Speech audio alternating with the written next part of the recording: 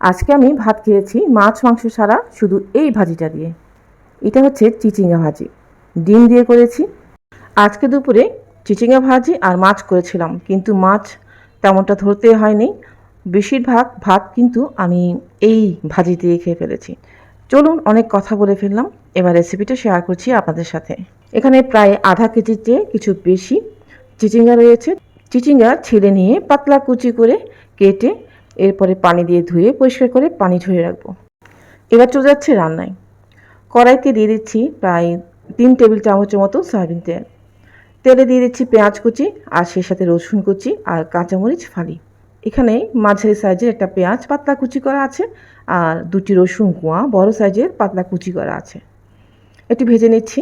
এই অবস্থায় কাঁচামরিচও ভেজে নিতে পারেন, তবে আমি কাঁচামরিচ একটু পরে দিচ্ছি। 1 মিনিট ধরে ভেজে হালকা একটু কালার আনবো।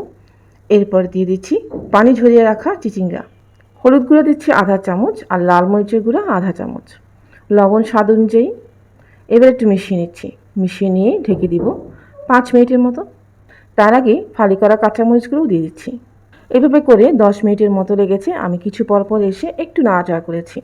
আর দেখতে পাচ্ছেন অনেক পানি বের হয়েছে, আর এই পানিগুলোকে শুকিয়ে নিতে হবে। এই অবস্থায় ঢাকনাটা তুলে রাখতে পারেন, তো আমি আরও একবার ঢাকনা দিয়ে ঢেকে অপেক্ষা করব। অনেকে এই চিচিঙ্গাটা একটু কিচিমিচি থাকা অবস্থায় রাখে, অর্থাৎ হালকা একটু কাঁচা থাকা অবস্থায় রাখে। তো আমি পুরোপুরি সিদ্ধ করতে চাই, তাই একদম ভালোভাবে নরম করে নিয়েছি। ঢাকনা তুলে রেখে দিব, আর ঢাকনা দিচ্ছি না। চিচিঙ্গা চারপাশে সরিয়ে নিয়ে একটা ডিম দিয়ে দিচ্ছি।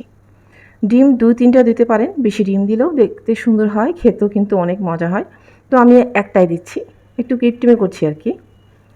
দেখতে পাচ্ছেন আমি কিভাবে মিশিয়ে নিলাম। এবার দিয়ে দিচ্ছি আধা চামচ টালা জিরা গুঁড়া। আবার একটু মিশিয়ে নিয়ে দিয়ে দিব ধনেপাতা। তো আমার হাতের কাছে আজকে ধনেপাতা ছিল না, আমি টব থেকে খুবই সামান্য ধনেপাতা তুলে এনেছিলাম, তা দিয়ে দিচ্ছি। আর আপনারা একটু ধনেপাতাটা বেশি করে দিবেন। আর এই অবস্থায় আরও কিছু কাঁচামরিচ ফালি দিয়ে দিতে পারেন। চুলাটা বন্ধ করে ঢেকে দিচ্ছি 2 মিনিটের জন্য। হয়ে গেল কত ঝটপট চিচিঙ্গা ভাজি। আর এটা খেতে যে কত অসাধারণ, না খেলে বুঝবেন না। এটা আসলে অনেকেরই কমন একটা খাবার, তারপরেও যারা খায়নি তাদের জন্য আজকের রেসিপিটা। আমার রেসিপি ভালো লাগলে কমেন্টে জানাতে ভুলবেন না কেমন হয়েছে। আর যারা নতুন দেখছেন আমার চ্যানেলটি সাবস্ক্রাইব করে আমাকে সাপোর্ট করবেন আশা করছি। সেই সাথে যারা পেজ থেকে দেখছেন বন্ধু হয়ে পাশে থাকবেন। আজ এই পর্যন্ত। ইনশাল্লাহ নতুন কোনো ভিডিও নিয়ে খুব তাড়াতাড়ি আবারও দেখা হবে। ভালো থাকবেন সবাই। আল্লাহ হাফিজ।